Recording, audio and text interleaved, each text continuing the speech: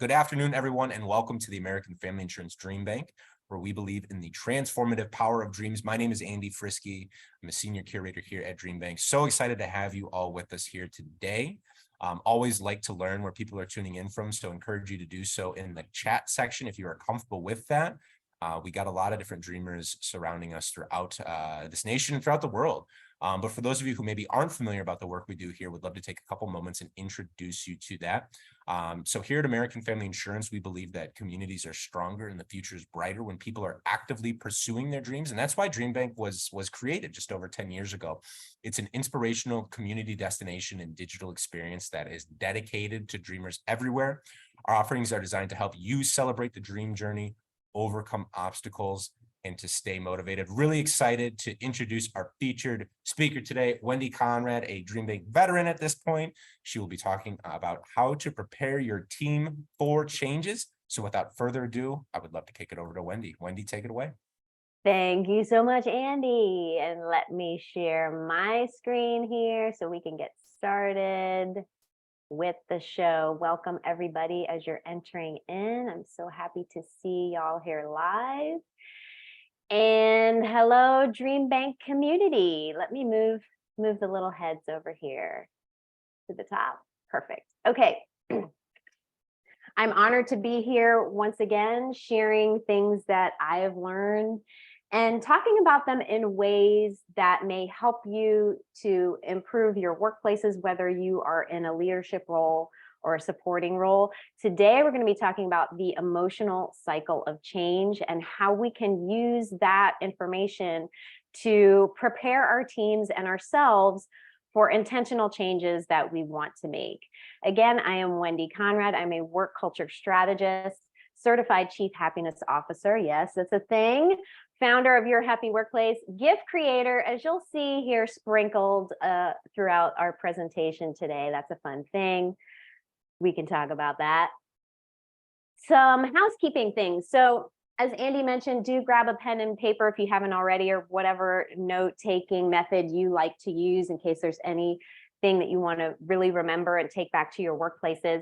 I do invite you to monotask with us. So any way that you can eliminate or lessen distractions, what does that look like? That looks like silencing your phone, turning off any social media notifications that you might have, Xing out of any other windows that you might have open from whatever device you're joining us from today, letting the people in your space know, hey, I'm going to be busy for the next half an hour, 40 minutes or so. Anything you can do to lessen those distractions so you can be fully present with us here today. Also, PSA, be kind to your eyes. There's all these studies out now. There were before, but much more now that we're a Zooming society, that show that staring at our screens for long periods of time is bad for our eyes. And here's another fun fact. Staring at our self view is like our brain can't process that. So turning off your self view and being kind to your eyes, that means looking away from the screen every so often when you can. If you need to get up and stretch and just listen, please do that. Whatever your body needs in the moment, do that to lessen the strain on your brain and your eyes. And questions and comments, while I won't be able to address those in real time, I'm going to have Andy kind of monitor those. And if there's anything burning, we can break through. But do throw those in the chat because we'll have a few minutes at the end to address questions, and there will be some moments throughout the presentation where I asked you to interact with each other throughout so we can all learn together. One last thing, let's take a few deep breaths here so we can just kind of center and be present today. And if you'd like to follow the pink guide, do that as we take an inhale and an exhale, an inhale, and an exhale. We'll do one more inhale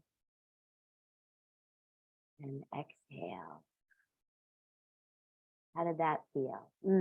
That always puts me in the right kind of frame before we get started. Nourishing, right? Okay, ready? Let's go. So today, a little overview of what we're going to be talking about, the emotional cycle of change. in general, what is that? Then we're going to talk about each of the 5 stages, specifically how they relate to changes that we might want to make as individuals and as teams. Then we'll talk a little bit about some tips for when you do want to make team changes. Some more brain sciencey stuff. Y'all who know me know I love some brain science. We're going to talk a little bit about that, and then closing thoughts and questions. So today we're going to be talking about the emotional cycle of change model. What is it? How that can apply to our workplaces and teams when we want to implement change, and also how we can use it to navigate through unplanned changes. So individual change, organizational change, forced change, and how this model applies to all 3 of those things. And we can kind of use this awareness to move through all types of those changes a little bit better. So think about the last time something major happened that caused big changes in your life. I'm sure we can all relate to this, especially with the pandemic being a kind of collective experience that caused some unplanned changes. Think about the most drastic changes that happened. Was there discomfort, maybe even some pain involved? Now think about the last time you planned to make a change. Maybe it's a New Year's resolution, new year, new me. Maybe it's a habit that you wanted to eliminate or add to your life. Maybe it's something you wanted to learn to do differently, something new you wanted to learn. I'd love for you all to throw in the chat, what's a recent change that you planned to make? And did you stick with it? So I know for me, it's been to read more. And did I stick with it? Well, I mean, it depends on how you define more. Yes, I'm reading more, but not as much as I thought. So throw in the chat what change you plan to make. Did you stick with it? And if you didn't, that's okay, because that happens. We're going to talk about why. But do you remember what it felt like? What kind of made you to decide to stop, or why you kind of quit? Maybe there were some thoughts that you had, this is too hard, or maybe this isn't what I really wanted, or this isn't what I thought it was going to be. If you can remember why you decided not to follow through on the change, I'd love to have you share those reasons in the comments too, if you're open to that. And just so we can see that we're not alone. This happens to all of us. This is normal to sometimes abandon a planned change. It does not mean that we're a failure. Today, we're going to talk about why this happens, what's going on inside us when we try to implement planned change according to this model, and what we can do differently to help us to follow through with changes that we want to make in our lives as individuals, and how we can kind of apply this knowledge to our teams and our workplaces. Because if we want to make and create real and impactful changes in our work cultures, that's going to involve disruption. That's going to involve discomfort and resistance within ourselves sometimes, and from members of the team. So this model can be applied to any voluntary change that we want to make, personal, professional, whatever. And there are nuances depending on if it's an individual or group change. We'll talk about those too, and how we can use all of this knowledge to help us with change. Awareness is key, y'all. So let's get into it. So the emotional cycle of change was developed by psychologists Don Kelly and Daryl Connor, and it was published in 1979. And when we are aware of this model, I know this was a game changer for me when I learned about this. It can increase the chances that the changes we want to make will actually be successful. So this model was kind of developed with voluntary individual changes in mind. And I think it's also helpful when we're talking about changes in our workplaces and within our teams, whether the change is our idea or not. So here's kind of an overview of what this model is about. So it's got 5 stages. Over here, we're starting the change. We're psyched about it.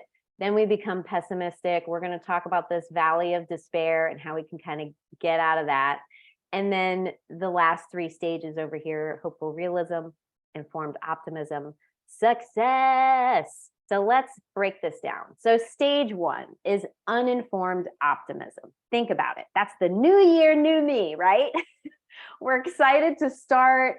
We're focused on doing it. We see all the benefits and none of the downsides. This is going to be great. Wait till you see the new me. So, for example, if we're talking about like starting a new exercise regimen, maybe you're getting all your workout clothes together, maybe you join a gym that you're really excited about and that you like, or you get an exercise buddy, you're amped, let's go, we're doing this.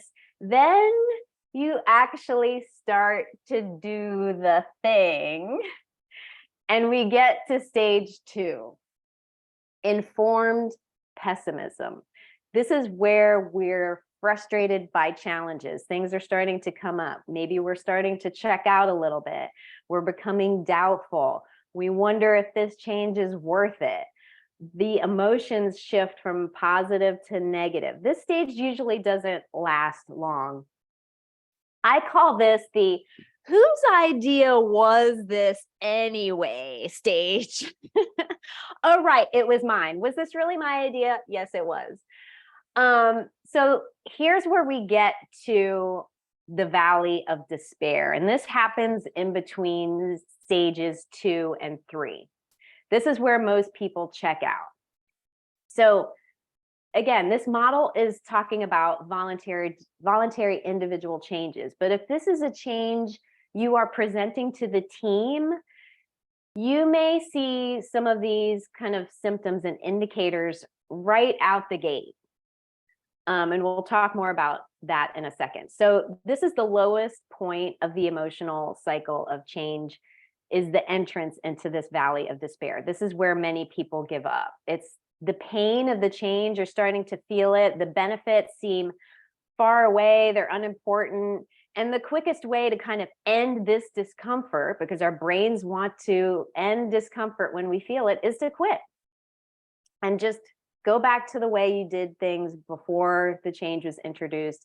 The past doesn't seem so bad at this stage because our brains favor the familiar, even when we know change is good for us. I'm going to say that again for y'all in the back.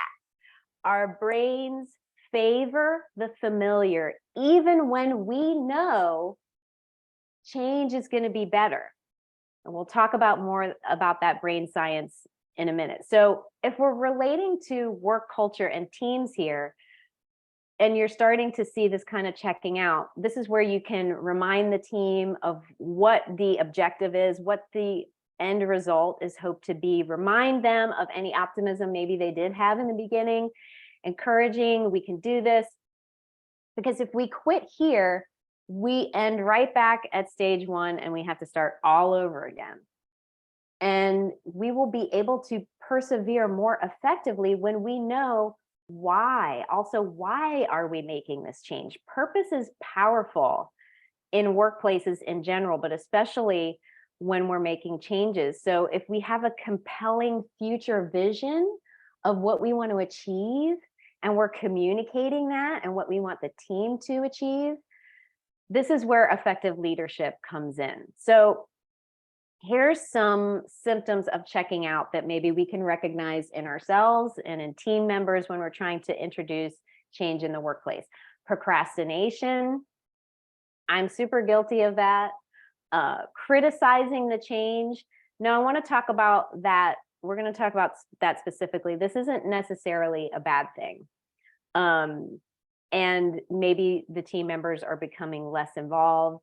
So these might be things that you might be seeing in yourself, if we're talking about individual change, or even if you're leading the change, and in team members as well. So here are some tips to kind of push through this valley of despair and make it to stage 3. Maybe we need to revise and adjust our goals as we're starting to implement these changes. We might have to tweak things a little bit. Maybe as you're moving through the change, the team has voiced concern about some of the things, and they have great ideas about how the change can be revised. So listen to those, involve the team in the change making decisions as much as possible. Enlisting support. Cheerleaders, having cheerleaders for both individual and team changes are fantastic.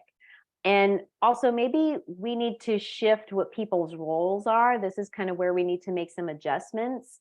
If we're talking about individual change, maybe you need to have an accountability buddy to kind of check in on you. And these last two tips are more geared for individual changes, but they can be for team too. Recognizing when you're self-sabotaging. This can be, maybe you're leading the change and you're starting to feel these feelings come up and things are starting to be challenging. And also keep a journal if that's your jam, what you're feeling about throughout the change and the process. And that's always a great way to kind of get it out and see it on paper. It's always good for me to write things down. So let's move on. So now we're past the valley of despair and we're on the other side to hopeful realism. This is where you're starting to get into a groove. We're getting more familiar. We're meeting those challenges. We're pushing past that doubt. We're more likely to solve problems when they come up. We're starting to think, okay, we got this. We got this. When we're talking about team change, it's important to realize different people on the team may be at different stages of this model at different times during the change. And that's okay. And that can be a bit challenging to manage.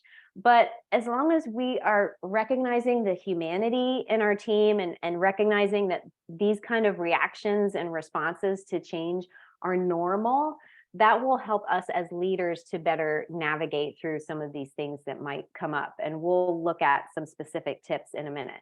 But just being aware and observing and recognizing not just what is happening, but why, and that it's normal to get pushback and pessimism sometimes.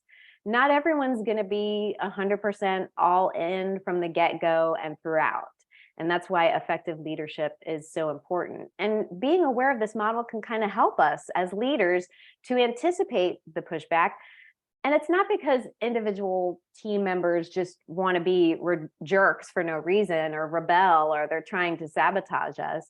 But this is because this is how our brains work. So awareness is key, and being able to have tools to work through these anticipated reactions is really going to help any kind of change that you want to make go so much more smoothly. So some tips on how to kind of keep some momentum going. Action plans, great for individual change and team change. It's a great way to map out the changes so people can see what the expectations are and what's coming next. That's true for if you wanted to do a change for yourself and for the team. Offering support to team members when challenges arise. So whenever you see someone's having a challenge, how can you support them? Do they need extra help? Do they need extra time? What do they need? And if we're talking about an individual change, this is the part where you'll need to ask for help. I'm saying this loud to myself because I'm notoriously bad at asking for help. But this is, we need each other. Asking for support is so important, especially when you're wanting to make a change. I know it's really hard for some of us to do. And listening to team feedback, listening to their concerns and their criticism throughout. You want a team that is able to exercise their critical thinking. So welcome that feedback when you're getting it. So let's move on to stage 4, informed optimism. We're in the home stretch, y'all. So this is where you're starting to feel good about the change. You're feeling less anxious about problems. The team is supporting each other, making the change. If we're talking about individual change, maybe you started an exercise routine and here's where you're starting to see the results that you wanted to get. So you're feeling good about the work that you put in and that you pushed past that valley of despair. Now, the team will reach this stage also when they start to see results of the change and are feeling how it benefits them. So this is why it's so important to remember the why and to communicate that to the team throughout any kind of change that you're trying to make. Change is a challenge, and we want that desired end result. So also finding ways to make the change more sustainable for the team, tweaking how you're getting there, that revise and adjust, and making it fun where you can is also super helpful. Maybe you want to create a reward or incentive around the change, giving yourself and or the team a reward after doing the thing. There's no one way to approach making successful changes. So you need to do what feels right for you, what you know is going to work with your team. So customize it, and encourage doing things that are unconventional. Asking why not? Why not? Why don't we change the way we're doing the change? And if you're making culture change, making it fun for the team is important, and recognizing the challenges and addressing those is also key. So then we get to stage 5, success. We made it, we completed it, we reap the rewards. What do we do now? We celebrate, absolutely. We express gratitude for ourselves and the team. Great job. Be specific always when you're giving praise in a team situation, being specific and not just saying, great job, guys. Being specific about what everyone did and what their roles were is super important. And then reflect. What worked? Have a conversation about it. What worked here? What didn't?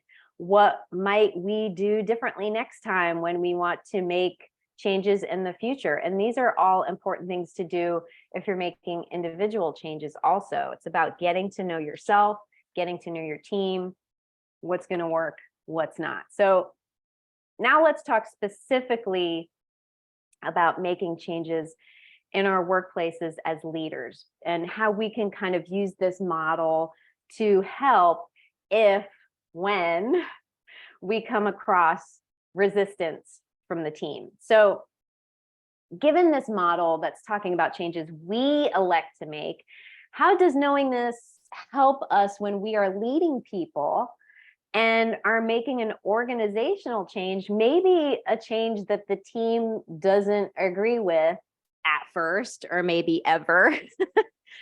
What can we do? Well, anticipating the pushback is one. If you're expecting that everybody's going to be on board and they're just going to do what you say because you're saying it, that's a mistake. Humans aren't built that way. So anticipating that you're going to get some pushback and critical thinking is going to put you in a better frame of mind to navigate through changes. Having clear explanations for why this change is being made and communicating that often and throughout, and not just expecting you're going to do this because I say. You're not going to get far with that. Explaining how the change will benefit the team, not just the organization as a whole, but the team. There's a difference. So explaining that specifically is going to help you usher in changes, and setting clear expectations and communicating those. What are people's roles? What's the timeline, et cetera, et cetera. This is why it's so great to have that action plan in place that people can refer to. Listening to the team's feedback, their critiques, and actually considering compromises. It's important to the success of the change to actually involve the team, considering compromises. I said that. And involving the team in other ways, in any way, no matter how small it might seem, to kind of give the team a sense of control about what's going on is a great way to involve the team. So you might observe some internal dialogue, maybe some conversations within the team members Things like, we want to make this change, but it's going to be hard. So let's just keep doing what we're doing. And that's a version of, but this is how we've always done it. I talk about that a lot. Continuing to do something for that reason alone is not a good reason, but we do it because that's how our brains are built. There's brain science behind favoring the familiar, even when it's not just when change is good for us, but even when it's bad for us to continue to do things the same, we still favor the familiar. Our brains want to keep us safe, and that's why we favor being comfortable. Discomfort translates into danger to our brains. So anytime we feel any type of discomfort, our brains are desperately looking for an exit. So there are a couple models, formal titles to explain this: the mere exposure effect or the familiarity principle. The mere exposure effect is our tendency to develop preferences for things simply because we are familiar with them. And that can apply in a lot of areas of our life. The familiarity principle, that's where we are attracted to familiar people and situations because we consider them to be safe and unlikely to cause harm, simply because they are familiar to us.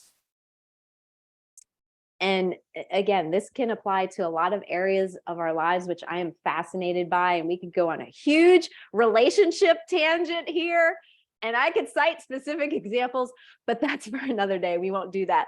So let's look at the mere exposure effect. So here's where you get, exposed to something, it starts to become familiar, and we start to prefer it.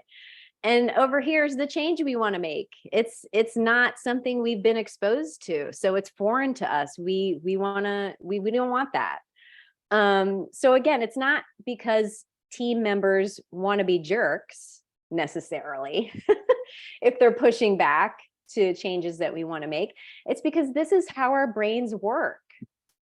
So being aware of these things can help us to make friends with the reality of the brain science and to navigate change and to lead more effectively. So if we are already experimenting in our workplaces, if we are already involving the team in decision making, if we have open and clear communication and psychological safety or emotional safety within our workplaces, then making changes will be easier for you and the team.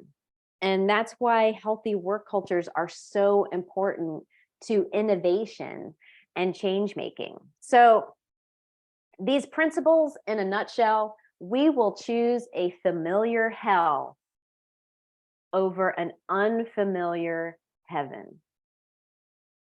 We will choose a familiar hell over an unfamiliar heaven.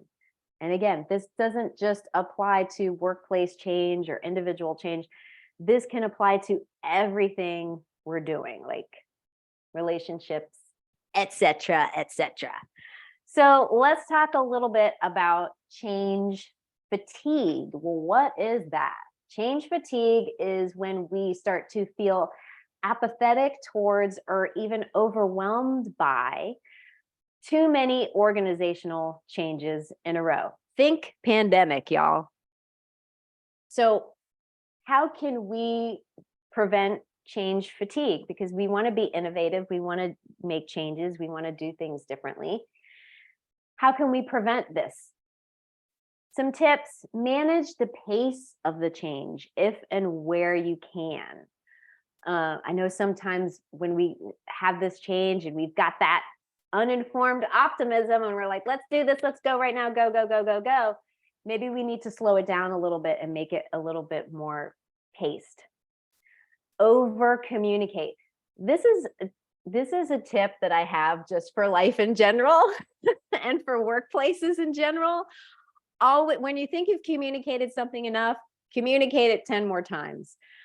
in the work that I do with organizations, that is the number one root of all the problems is communication. So over communicate throughout, during the change, and always.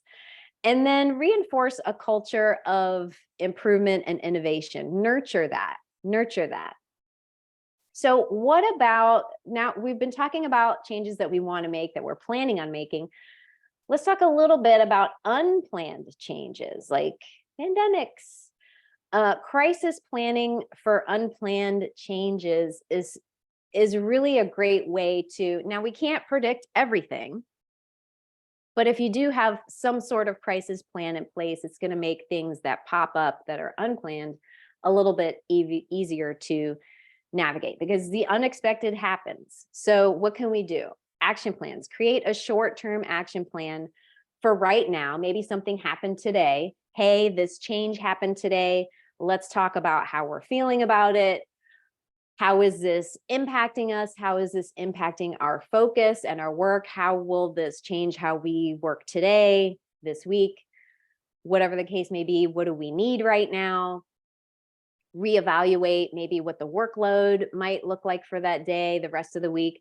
This may mean tweaking expectations. So talk about it. This doesn't have to be a long, formal, complicated meeting. It's just a conversation. So when the unexpected happens, maybe your team has a plan where, okay, something happened, we can expect a team huddle at some point today where we're going to talk about it. And the more you practice, the easier it becomes. So creating action plans, get the team involved in that, coming up with solutions on how the workplace can contribute to what the team needs in that moment. So maybe we're talking about shared resources, mental health support, space and time in the workday, maybe plan some calming activities for that day, and then recognizing individuality. Not everyone processes stress and change in the same way, and there's no one size fits all for that. And that's okay. So just knowing that is going to help you to be able to kind of navigate through things that might pop up. Different people are going to react in different ways. So some closing questions. Again, think about that time when you attempted an individual, or maybe it was a workplace change that ended up not happening. Do you remember why it didn't stick? Why was there no follow through with the change? Is it still a change you want to make? Do you recognize maybe the stages now that we've gone through these stages in that past change, and maybe it fell off during that valley of despair and it just kind of got abandoned? And if it's still a change you want to make, what's stopping you from doing it now? And how will knowing now about this emotional cycle of change and having this awareness affect future changes that you want to make in your workplaces as individuals? Feel free to share any of those gems of wisdom in the chat, because we all share these kinds of things. So some closing thoughts. Whether you are making meetings better, or maybe you are implementing a plan to make your work culture better, maybe you want to resolve unhealthy conflict in a new and different way, or you're changing something in your personal life, it's gonna be an emotional ride. We've seen that, right? Because change shakes up our brains. It makes us uncomfortable. So know the ride, embrace the ride. Use this knowledge to increase your chances of healthy and successful change within your teams. And when we understand these stages, we'll be better prepared for the practical and emotional, because we are human beings, not machines, emotional impacts of changes that we decide to make, whether that's on an individual or an organizational basis. Closing quote I'd love to leave you with: the greatest danger in times of turbulence is not the turbulence, it is to act with yesterday's logic. So one last look at this emotional cycle of change. I'm a visual person, so I love this graphic. If we can just if we know that the valley of despair is coming, we know that it's coming, it's going to give us a better chance to get to the other side and actually complete the changes that we want to make for ourselves and for our teams. Thank you so much, everybody who joined live and is watching this on the replay. Thank you so much to Andy and DreamBank for inviting me back to share this information with you. I really think it's so helpful. It was a game changer for me to learn about this model and talking about changes with other organizations and teams. I hope it was helpful for y'all. If you want to know more about your happy workplace, I've got a podcast out there. New episodes are not being made, but it's a year-long podcast where I talk about tips on how to improve your work culture. You can always book a free consult with me if you'd like to bring me in to speak or work with your teams. Binge read the articles always, yourhappyworkplace.com. I'm going to stop my share so we can address questions and comments with the audience. Wendy, Any questions? Yeah, I had a question. Yes, sir. Just opening it up for other folks too, as they're typing Yeah. here. Going back to I think it was the communication steps, or the slide that you had referenced with like just the various points within that, the communication process. Was wondering if you had like a list or ones that you felt were like most important in that, because I know that I think there was like 10 or so listed on that page, and obviously all play their own role, but let me see if I can find the slide that you're referring to. Sure. So better answer your question. Was it the one that had like all the things? Yeah, I think it was light blue text. I can't. Yeah. Okay. And your question is if I think there's anyone that's more important? I was wondering if there was like an order of operations or like a list of priority or ones that you felt were more important than others. Yes, I think setting clear expectations is top. And maybe a close second would be explaining the benefits to the team. Okay. Because anytime, and I think this is not just for change making, but in general in workplaces, setting clear expectations is something that I don't see being done well. And it leads to so many other problems. And they think the symptoms are the problem when actually it's the communication that's the problem. So setting clear expectations, especially when we're talking about change and also talking about the why and the benefits of it, those two things together are super important. Because people, I've seen it a lot and I've experienced it as an employee a lot where C-suite comes in and just says, we're making this change, you're doing it, and that's it. And people are like, when it's so simple to just say, we've had budget cuts, or, we've seen studies where this change has been made in other organizations and it's been successful, or, whatever the case may be, there's a reason why they're doing it. And just to be honest about it and explain why we're doing it, the purpose behind it, and also setting the expectations among the team about what everyone's role is in terms of implementing the change is so important, and it's often missed. That's a great question. Gotcha. Thanks for that. Another opportunity to open it up for questions in case the audience has any other one. If not, though, Wendy, we, because we are a community that is built up of fellow fearless dreamers, we always like to ask our speakers, what's one piece of advice you have for someone who's actively pursuing a dream right now? Ooh, you ask me this every time, and it takes me off guard every time. I should have like a canned answer for this. Someone who wants to pursue their own dreams.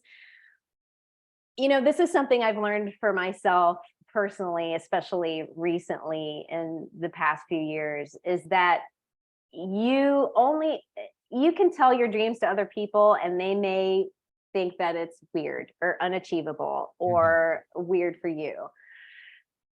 Don't make decisions based on other people. I've had weird ideas in the past where people are like, oh, that's never gonna happen. And I end up doing it. And so you have to be willing to trust your own voice and listen to that voice. And that's my advice. Trust your voice. I like that. Thank you. Yeah. Thank you. Couple questions that have come in regarding this recording. This will be is being recorded and will be up on our YouTube page for folks to go back and reference at a later date as well. So we typically do that. We get them up about a week after the day premiere. So keep an eye out for that. But that looks to be all the questions that have come in at this time. So Wendy, thank you so much for taking the time and energy and putting it into this presentation. Thank you all for joining us here today with Wendy and DreamBank. But with that being said, we will go ahead and cap it there, and we will see you all next time. Take care. Bye. Thanks, Andy. Bye.